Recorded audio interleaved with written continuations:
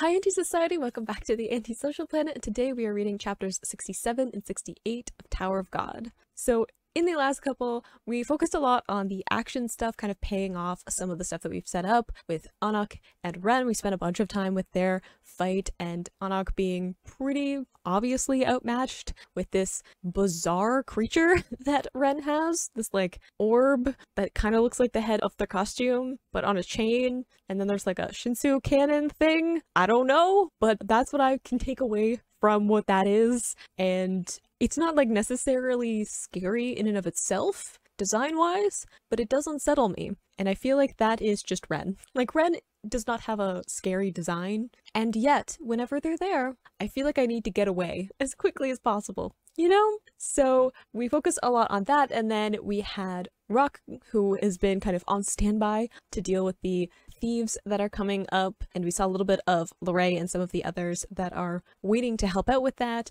but we've hit a little bit of a snag with that, in that the green individual, I know that we knew his name at some point, but I have forgotten it because I don't care enough. Honestly, he seems unpleasant, and out of all of the characters that I need to remember their names for and put in energy for that, I don't know if I want to put in energy to remember his name, but he threw a spear, didn't even hit anything, which I think if you're gonna cause some disruption, you might as well be a good shot. Alas, he wasn't. And now him and Rock are in the middle of this swarm of the thieves about to go off on them, I'm assuming Rock is about to be a one-man army and take these down. Paracule, that's right. I was like, the one that I always think is like Hercule, but parachute together. How my brain functions. The associations that I make. Yes, that was his name. Did not bother to remember that. It is more than a couple of syllables, so it's not going to stay in my head very well. And also, I don't particularly like him, so I don't have the incentive. Which is why we love Rock. 1, I love Rock in general.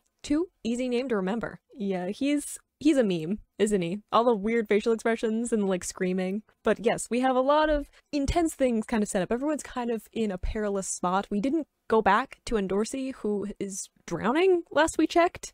We did see Shibitsu kind of running around trying to find her and Anak to help out, but we have yet to have them meet up again. And of course, Kun is trying to keep track of everything that's going on. Things are kind of going sideways for his plan, so we'll have to see what that is gonna be. We still have some ominous stuff going on with Bomb and this weird flow of energy that I really don't want him to go closer to. I want him to stay in the bubble, stay in this like cute innocent Bomb that he is, and I feel like going towards the weird energy is going to do weird things to him, and I just want him to stay precious little darling that he is right now. But I feel like it's not going to stay around for very long. So lots of things. Let's get into chapter 67. So we're starting off with blood. Not ideal. Seems like things are going downhill pretty quickly. Oh, Anak. I mean, you did rush into something, but still. Oh, well, we don't need to be rude like that. Also, the disrespect. Like kicking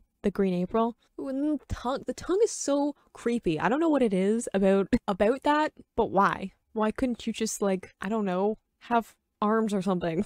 Even like a tail would be less creepy than a tongue. Gonna be a whole thing to try and get that back. Now that it has been eaten, but not really. It's inside the costume. See, like, how is this scary? How? I don't know. Because it's a little fluff ball with a smile painted on it. It's kind of like how, if you think about it too long, like mascots are creepy, or like puppets. You spend too much time looking at it, and you realize how weird and creepy it is. I feel like that's Ren. Also the lighting and the threatening to kill someone, also adding to the whole creepiness of it all. Is it the bull? Oh, and Endorsi, she didn't drown! Yay! I mean, she's probably not doing great if she's not, you know, fighting with everything she has to get out of this particular predicament, but not drowned is good. It's better than the alternative. Maybe?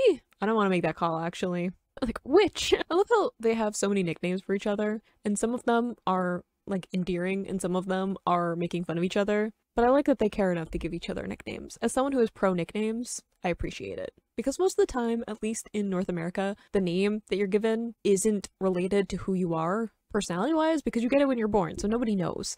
And usually, like in my case, I got the name Sarah. It doesn't mean anything to my mom. She just liked the sound of it, so that was my name. So it doesn't have any intrinsic meaning related to me. So I like nicknames because then they're like a specific meaning about the person and like your relationship to them, and I'm also bad at remembering names, so nicknames are easier from my head because there's an association to like a specific memory or a specific trait about the person. I say that, and I usually didn't have a nickname. People like never gave me nicknames. I don't know why. They should have. I like don't respond to my name because there are too many Sarahs in the world and I just drown it out. Oh, definitely controlling the bull. Did we not catch up on that one? I caught on to that. See, engineered to kill Anak, I believe that. I believe Ren definitely wants to kill Anak. We know that they have like a specific vendetta against Anak. We heard about that. But how much does Hong Sung know? That's my key question. How much is he allowing because he wants the same outcome, or allowing just because like greater powers than him have made decisions? Because we have like Jihad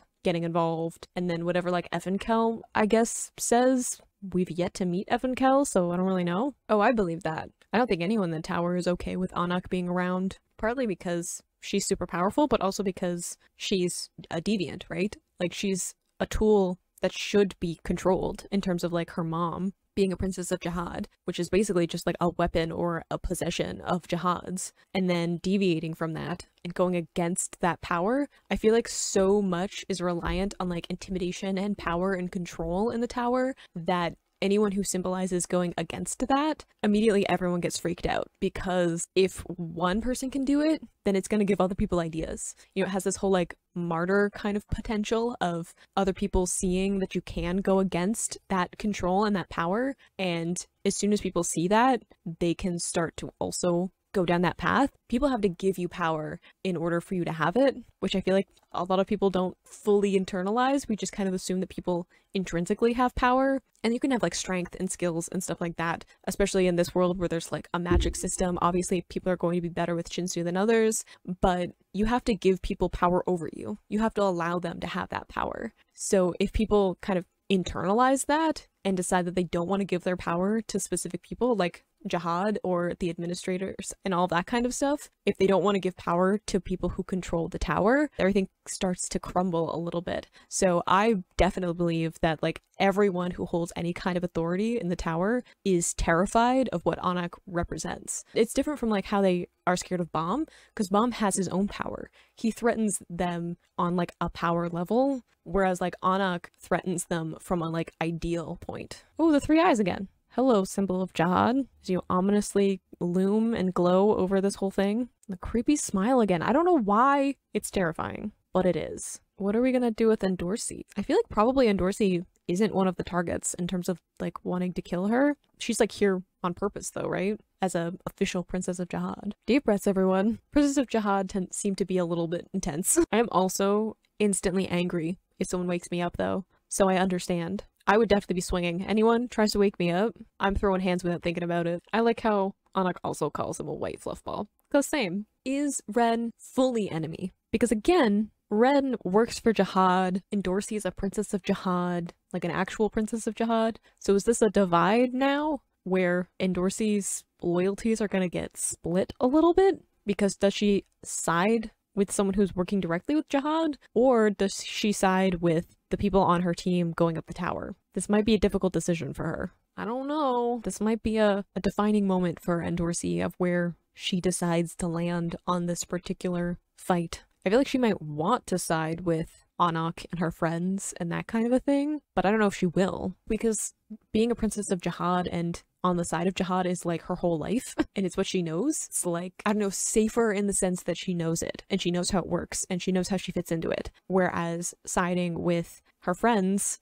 is more of a unknown, and she won't really know what she'll get out of it. And Endorsi, I feel like, is very much someone who weighs what she can get out of something. As heartless as that might seem, that is a huge part of her character, is what do I get out of this exchange? I don't know if she would get enough out of siding with her friends, or if she would see that she got enough out of siding with her friends. I don't know if she's bonded enough with the idea of like having people who legitimately care about her to side with them. Oof. Important question too. Another thing, if she decides to help Anak or side with her friends, she's immediately siding with the enemy, which means that even though she's a princess of Jihad, she would be giving up literally everything. Like, she would be hunted down too. It's not just a decision of, do you want, I don't know, power, authority that comes with like working with Jihad, or wanting like actual affection and people caring about you. It's also like, do you want to have some amount of protection and security? I know that that's kind of up in the air because it feels like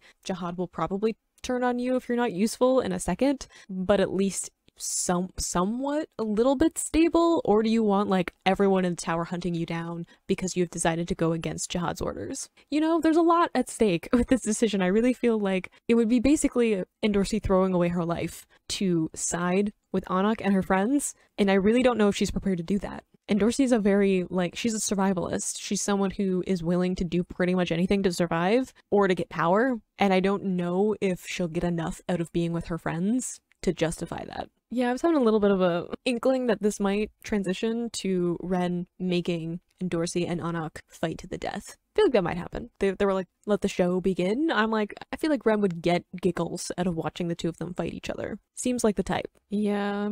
I don't know if that's a good excuse to be like, we need Anak on the team. Do you? I don't know if the tower is super compelled by the idea of like not having team members killed during a test. They seem to not be super fazed by that. And also, I don't know if they would go against something that Jihad is invested in. You know, like if Ren's like, oh, Jihad told me to make this happen, is anyone in charge of the test gonna argue with that? So I feel like Dorsey doesn't have much of a choice in terms of like getting out of it, making excuses. I feel like she's gonna have to decide one side or the other. I also feel like Ren kind of wants Dorsey to pick like against Jihad. They have a reason to like kill her. Ren seems to like to push people and play with their minds a little bit. The glowing eyes is terrifying. Oh no. Giving her the green April? That's what she wanted too. That was like the whole part of the bet. We know that like Dorsey really wants one of those weapons and then getting it. See, that's what I'm saying. I'm like, I don't know if Dorsey can justify siding with her friends in like the way that her mind works.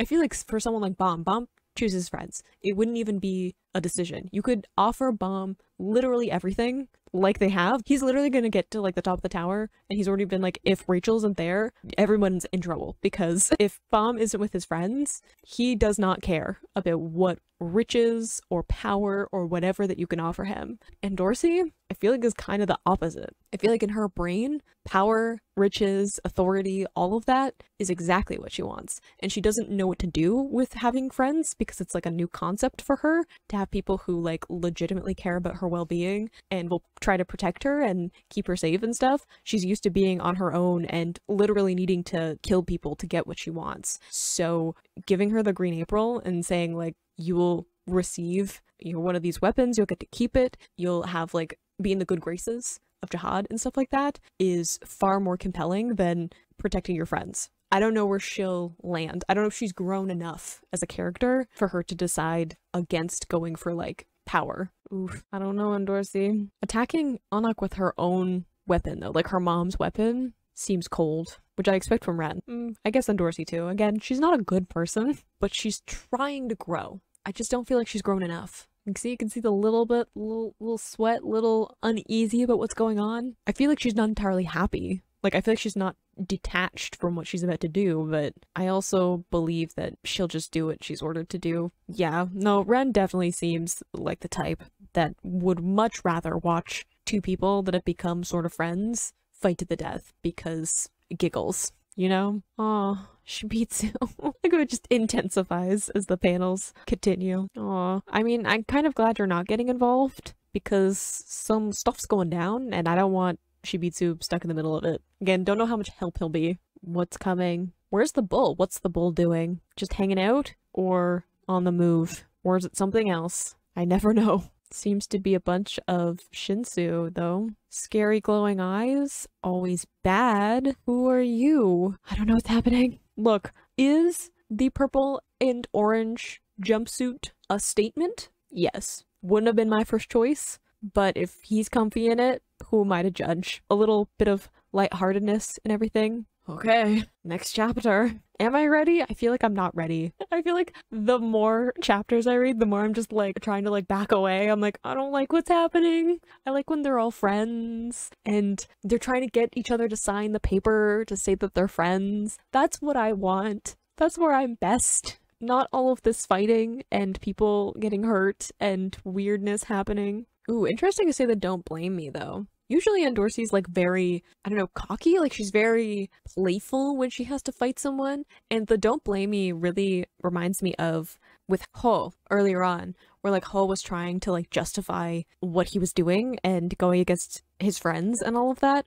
Feels very similar. Endorsi wants to put that barrier, that separation between her actions that she's about to do and herself, which I feel like Endorsi is kind of used to doing. I feel like she very much puts on the persona of that kind of playful demeanor when she's fighting, because it's easier to put on that character and kind of escape into it than to, you know, open up who she really is in that moment. But also, this is kind of like a different feeling. Like, I feel like she's far more, I don't know, depersonalizing from the whole thing because it's more personal. It's not just, I'm about to attack someone or kill someone or do something that I maybe don't fundamentally believe in, and this is, I'm actually fighting one of my friends and I don't really know what to do that with that. Even though like her and Anok's relationship is a bit turbulent, to say the least, I feel like Endorsi feels like Anok is kind of the closest she has to family, even though they don't necessarily get along and they bicker and stuff. But I feel like Endorsi's kind of connected that meaning even unintentionally as someone who is young and also a princess of Jihad, and they're kind of similar in their personalities. And again, Anok represents freedom from what Endorsi is part of, and we've seen Endorsi playing with the idea of like asking Anok, saying like, was it nice being outside of, you know, Jihad's control? You know, what was that life like? Because I think she is longing for that, longing for freedom. So Anok represents a lot to her as both like someone who is extremely talented and related to her in that, like, also like a daughter of the princesses of Jihad and similar in personality, but also has that freedom, is kind of doing all the things that I feel like Endorsi wants to do, but is kind of trapped by the system that she's part of. So I feel like it's a lot harder for Endorsi to fight Anok than maybe she's willing to admit. Kind of a coolness to the way that she's behaving and saying like, don't blame me, which is very different from kind of the playful way that she usually fights people. I like how, I mean, it's sad that it's like, I belong to a different place and we have like the table where they're all eating and it's like her friends, but it also makes me think of her talking about like wanting to sit at the table where there was like the proper food and like having to basically kill people to do that. So it's like the two tables, and her wanting to belong at this one with all of her friends just kind of happily sitting around and talking with each other, but actually belonging at the other table. It's sad. Also, we have Chibi Rock coming back, which I love. Ooh, flashback to when they were training. Are we getting some of the dialogue of this? Because it was in that silent chapter. Aw. I bet Bomb's like, I legitimately wanted to be your friend. Aw. That's so cute. That's so pure of like Bomb being like, one, hating being lonely, but Bomb like knows what it's like to truly be alone, like completely isolated. And that's why like Rachel's so important to him, because she represents getting out of that loneliness. Whereas like Endorsi, it's kind of more like emotional loneliness in terms of like she's always had people around her, but none of them are her friends. None of them care about her. None of them really pay attention to her being like a specific individual. So it's like a completely different kind of loneliness, and yet still loneliness, still like interlocked with each other. And I don't believe that she likes being lonely. Well, being alone. I don't think anyone enjoys being lonely. Like even I legitimately like being alone on my own. I spend a lot of time by myself and it kind of freaks people out because I think that something's like wrong or I'm upset. I legitimately thrive on being by myself because crippling social anxiety will do that to you. I'm legitimately happy spending a ton of my time by myself, but I don't like being lonely. I don't think anyone does. And I feel like people kind of mistake the two, that they think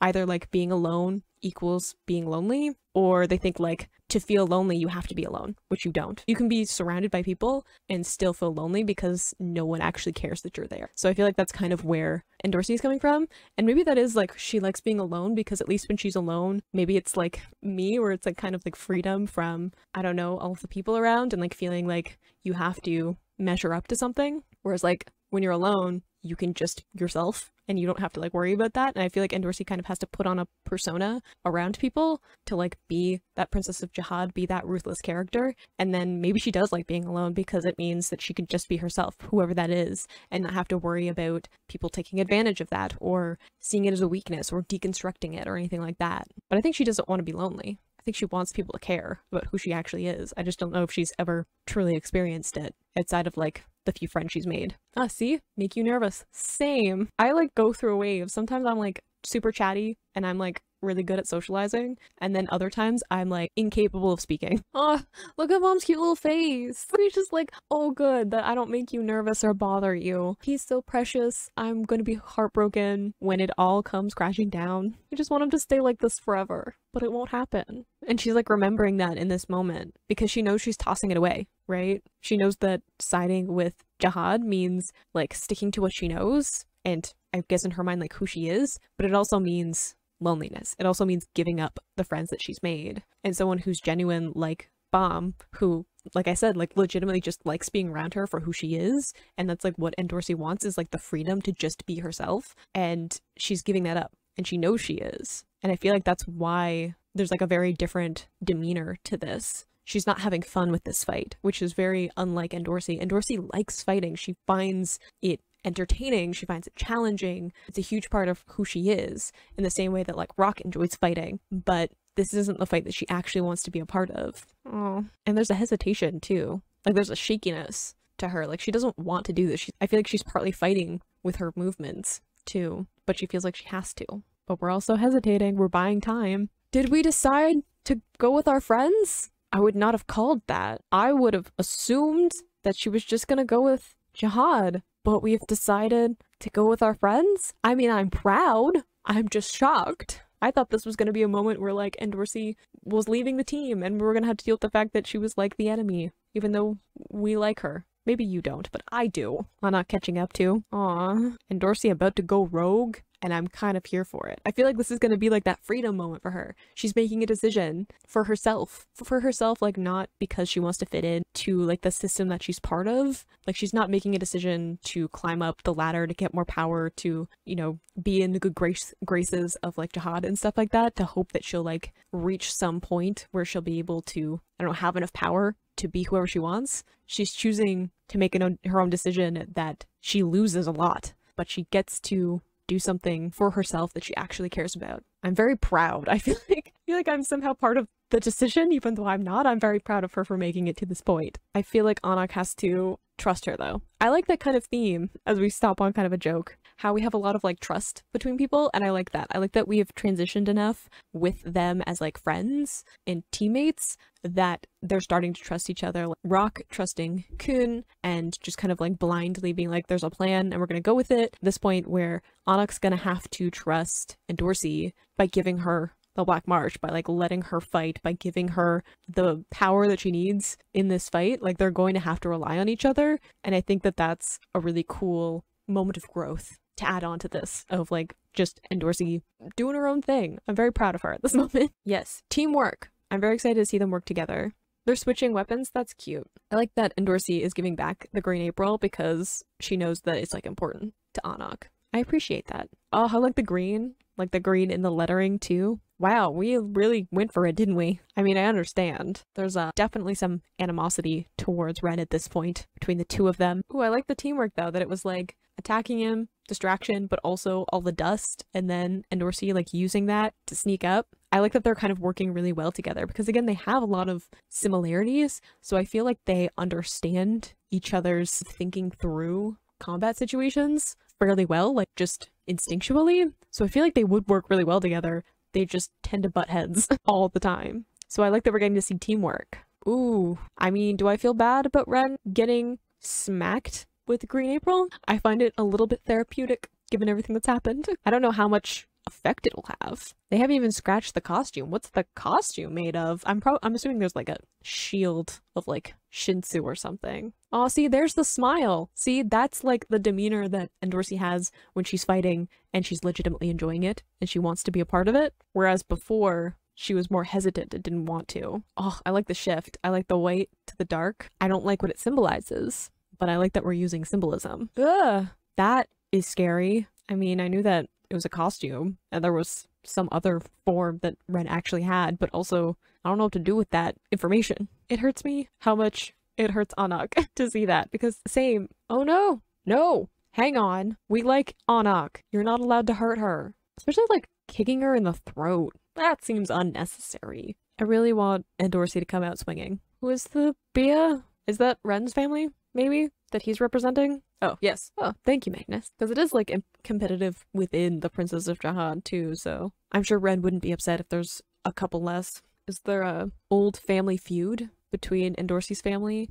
and the Bia family? Or is it just general competitiveness with the Princess of Jahad and the families? Because I'm assuming there's also just general competitiveness between the families as well. No, that's so brutal though. Strangling people in general, super personal, and it takes a lot of time. So you have to be like really angry to do it. But then like stepping on someone's neck to do it, that seems so much more brutal than it needs to be, which I feel like adds to who Ren is as a character. Because there's no way they don't have a faster, more effective way to kill someone in their arsenal. And this is what they're choosing to do. See, like, the best way to kill insects is to step on them. Ren is enjoying drawing this out. Oh no, Shibitsu? It just seems like throwing a rock would be something that Shibitsu did as a distraction. Isn't that what he did for the bull? Because the bull, like, wasn't interested, and he threw a rock at it. It won't be Endorsi. Didn't Shibitsu run into someone, though? Who was the glowing eyes?